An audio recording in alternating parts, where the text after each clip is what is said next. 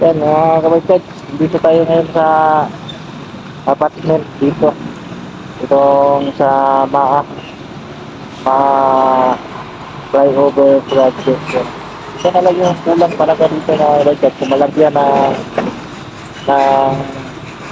girder yan. May buhos na ito mga kabarkad. Yan. Sa buhos na yan,